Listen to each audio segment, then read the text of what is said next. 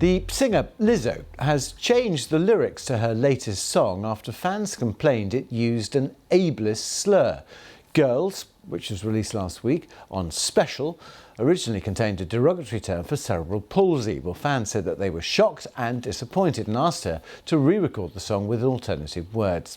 Well, the Australian disability advocate Hannah Deviney, who was one of the first to tweet directly to Lizzo to highlight the issue, she spoke to us earlier. I generally have made a name for myself on social media creating noise. Like, one of the big other pillars of my advocacy is petitioning Disney to create a disabled Disney princess, for which I have had no response. So I'm used to sort of asking big things of people but not really seeing them make change. So to see Lizzo actually make a huge change and understand that, like, changing the lyric was really important is really amazing to me. Absolutely, I'm a fan of Lizzo. Some of her music has been some of my favourite pop songs of the last couple of years. I think she's great and she occupies a really, really important space in the music industry. Someone tagged me on Instagram and was like, "Look what you did."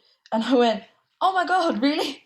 So I was a very excited human bouncing around my kitchen table this morning. Let's speak to the BBC's music correspondent Mark Savage, who joins us from London. Mark, there was a lot of criticism on social media, wasn't there? But Lizzo responded very quickly. Very quickly indeed. I mean, if you think this song came out on Friday, the kind of storm on social media happened over the weekend. And by this morning, a new version of the song that replaced the offensive lyric with something much less offensive was taking the place of the original on Spotify, on Amazon Music, on YouTube. The other version had just been erased from history. She corrected the mistake very quickly, which is hard to do when you consider, the expense of booking a recording studio, the kind of machinations you have to go through to get a song uploaded onto the internet. So it was a speedy response. I think she recognized very quickly that the word she had used unintentionally, she says, was very harmful.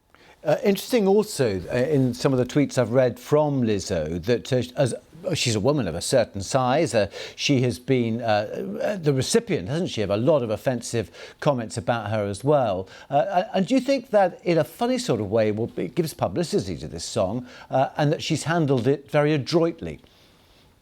Yes, I think a lot of people were very disappointed with Lizzo when the song came out last week, because she's been a huge advocate for plus-size women, for the Black Lives Matter movement, for LGBTQ fans. And so to see her using a term that marginalized another minority was very upsetting. And I think part of the problem here is that in the US, this particular word, which was a playground insult in the UK, in the 80s, I remember hearing it in the playground myself, it doesn't quite have the same connotations over there.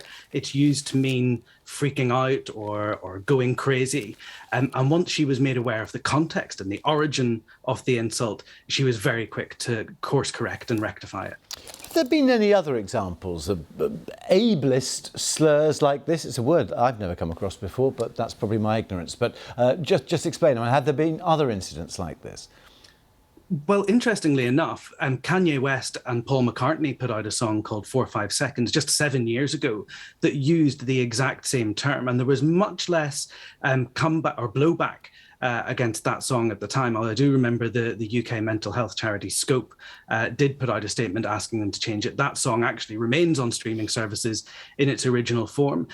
It's not a word that is used particularly commonly, especially in the UK. It does crop up in US rap and hip hop lyrics, again, because I say the word has a slightly different context over there. But there is quite a long history of people changing the words of songs. Michael Jackson in 1995 had a song called They Don't Care About Us, where he used, again, he said unintentionally, a slur directed towards the Jewish community. And he hastily went back and re-recorded that, and the original copies were deleted.